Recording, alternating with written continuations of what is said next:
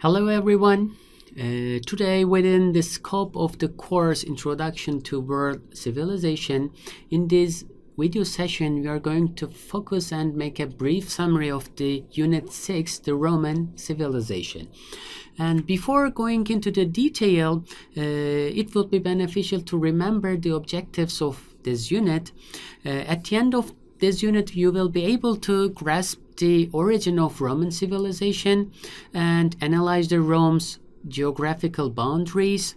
You will be able to comprehend the Rome's religion and its relationship with other religious beliefs, and you will be able to analyze the civilizing society and the culture of Roman Empire. And finally, you will be able to identify the reasons for the fall of the Roman Empire. To start with, first of all, we will focus on the origins of Roman civilization. The city of Rome was born at a ford upstream from where Italy's Tiber empties into Mediterranean, and it arose from a small local crossroads and a small marketplace for trading in the middle of the Italian peninsula. Of course, there are some popular myths in history regarding how Rome was born. For example, according to one legend written by Virgil, Rome arose in the wake of the Trojan War. In another myth, which is the most ingrained one, you may remember it from the symbol in which the founders of Rome are suckling as babes from a mother wolf. Rome was said to have been ruled at first by Romulus, an Etruscan who crowned himself as the king.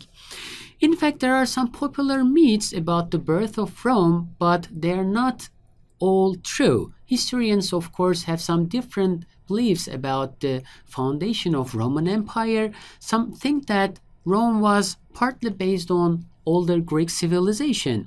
They adopted previous cultural elements and taught mankind throughout the world how to establish law, advanced engineering, science, and powerful military force. However, when we focus on the true original setting of Rome, the village of Rome was in one of the Etruscan cities in the central Italy, and it was an ideal marketplace for the people living in those years. And the Etruscans were people with probable origins from Anatolian Asia, and in those years they dominated most of Italy between the years 8th century and the 5th century BCE.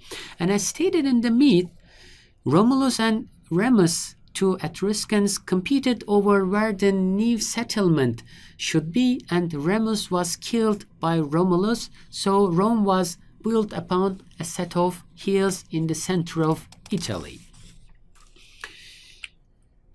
When we go through Rome's geographical boundaries, after the fall of Etruscans, Rome began to expand its reach, incorporating neighbor areas, and in the process of huge Second Punic War, Rome expanded its direct control over much of the Italy towards the Greek land, and especially the defeat of the old enemy Carthage brought Spain and northern Africa under the control of Rome. And around the time of Julius Caesar, just before the empire replaced republic, military conquests had expanded the reach of Rome. At that point, all of Gallia, today's French and Belgium, more of northern Africa, and northwest of Anatolia were under control of Romans. And in this conquering policy, the empire tried to Romanize all the people in lands where they conquered as a kind of conquering strategy, and that's why we can still see the traces of Roman Empire and culture even in present day in these areas. It would be a good idea to focus on Rome and its religion. Although Roman Empire is usually remembered with its religion, it went through three major steps and they overlapped each other. Firstly, in the early years, Romans believed in ancient myths and worshipped spirits that they thought governed their households. And in the second stage, with the 3rd century BCE, at the Republican age, the public religion grew to absorb more cosmopolitan ideas of gods, especially Greek gods. Thus, they had 6 prominent male gods and 6 goddesses who protected humans, respecting and honoring them. And these gods were also worshipped for several purposes. And in the final and 3rd stage, gradually other religious forces and systems entered the Roman culture, and they began to be popular towards the end of the empire among people living in those years. For example, the cult of Kybele. It was very popular among people because such a belief system provided a kind of good life after death. So it was very popular among the people. And finally, it would be okay to mention a few words about Rome's attack, acceptance, and embrace of Christianity. At first, Christians refused to worship to Roman gods, and for this reason, advocating Christianity was punished in initial years. But then, with the Constantine, who was a Christian, Christianity began to be the major and sole religion in the empire, and after 10 or 15 years, other religious practices were forbidden, and Christianity became the major religion throughout the empire. And we can also focus on the civilizing society of the Roman civilization. And it's a good idea to mention early institutions in this empire. During the initial times, Etruscans created a kind of monarchy. But after the war and after their leaving the region, Romans tried to set up a new form of self-rule. And such a governing system began to emerge. And this republic rested on the rule of law and was based on an understood constitution. And it was the Senate who ruled and practiced the implementations of these constitutions. And for this reason, since the Senate exercised all these implementations, it was a very important institution since the beginning of the Roman Empire. In Roman society, in the early years, about 80% of the citizens were plebeians, and they're called as the lower classes. And in the 5th century BCE, this lower class began to feel that the patricians, the upper class, had seized too much power, and for this reason, these plebeians wanted to establish a kind of rival colony, and at the end, they had the right to elect troops to represent their rights. And in terms of the civilizing society of Rome, probably the most important thing was the military prowess. And the military prowess, in a way, ensured a kind of long life for the Roman Republic, and especially the Punic Wars were typical examples of this prowess of the Roman citizens. In terms of the culture, we can say that Rome was not a cultural desert, and they were not very innovative in terms of art, drama, or philosophy, but there are 3 aspects in which Roman culture was quite influential. The first one is the Roman law, which was totally based on the principle of justice for all and separating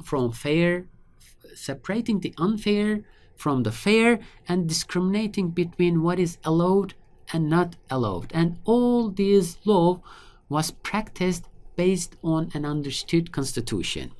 And the second aspect was the science and technology. Romans made a few practical innovations, especially in public health and medicine. For example, Galen is an important figure in anatomy, pathology, and pharmacology. And Romans developed important surgical instruments and often conducted sophisticated medical procedures, for example, especially on tonsils. And architecture and sculpture is another example in which Romans were influential and innovative. Unlike Greeks, who had used architecture for temples, the Romans tended to spread their work to constructions serving practical needs and the public welfare, such as bridges, amphitheaters, and baths. It's possible to see that they copied much of Greek designs in their architecture, but they also advanced new motifs in their constructional designs. And for the fall of Rome, we need to identify several reasons that led to the breakdown of the empire. First of all, the social forces of disintegration was an important factor. Although initially the social structure of Rome was balanced, the people of Rome inevitably faced several changes in this society.